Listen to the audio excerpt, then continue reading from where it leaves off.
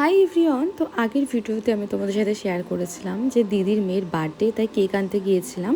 তো কেক নিয়ে বাড়ি চলে এসেছি আর এসে দেখলাম দিদি রান্না করছিল। তো দিদি হাতে একটু হেল্প করে দিলাম। এখানে ফ্রাইড রাইস হবে, তার জন্য এই যা যা সবজি আছে সেগুলো আমি একটু ফ্রাই করে দিচ্ছিলাম। আর আমি আসার আগেই দিদি চিকেনটা হয়ে গেছিলো, এখন দিদি রাইসটা বানাবে, যার কারণে এটা আমি হালকা করে একটু ফ্রাই করে দিচ্ছিলাম।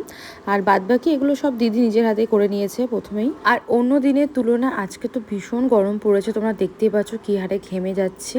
তো যাই হোক, চিকেনটা হয়ে গেছে, এখন দিদি এখানে রাইসটা করবে। আর রাইসটা যেহেতু অনেকটাই আছে, তো দাদা এখানে হেল্প করছিল। তো এখানে যা যা ফ্রাই করার আমি করে এনেছি, এখন দিদি রাইসটা করবে। তারপর দেখলাম লোলো এসেছে, তো এখানে লোলোকে নিয়ে আমি একটু খেলা করছিলাম। আর ওকে যেহেতু অনেক দিন পর দেখেছি, তো ওকে দেখলেই আমার এত চটকাতে ইচ্ছা করে না, কি বলবো। তো ওকে এখানে বারবার বলছি আমি, ক্যামেরার দিকে তাকাও, ক্যামেরার দিকে তাকাও। তো ওর সাথে এখানে একটু খেলা করছিলাম আমি আর শুভ। তারপর সবাই মিলে একটু চা খেয়ে নিয়েছিলাম। আমি যেহেতু দুধ চা খাই না, তো আমি শুধু বিস্কিট খেয়েছিলাম এখানে।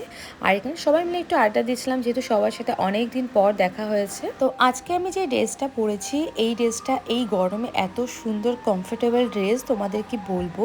ইতিমধ্যে ড্রেসটার লিঙ্ক অনেকেই চেয়েছো।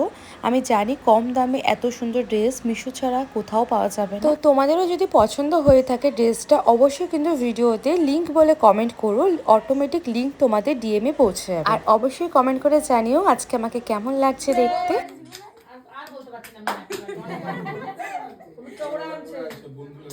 তো কেক কাটিং হওয়ার পর এখন আমরা ঝালমুড়ি খাচ্ছি, কারণ এখন ঝালমুড়িটা ট্রেন্ডিংয়ে চলছে, তো আমাদের তো খেতেই হবে। তো এবার ডিনারের সময় হয়ে গেছে, তো আগে বাচ্চাদেরকে খেতে দেওয়া হয়েছে, তারপর আমরা খেয়ে নেব। আর আজকের মেনু ছিল ফ্রাইড রাইস, চিকেন, চাটনি, পাঁপড়, মিষ্টি। তো এখন আমরাও খেতে বসে গেছি। তো আজকের ভিডিওটা এইটুখানি, টাটা।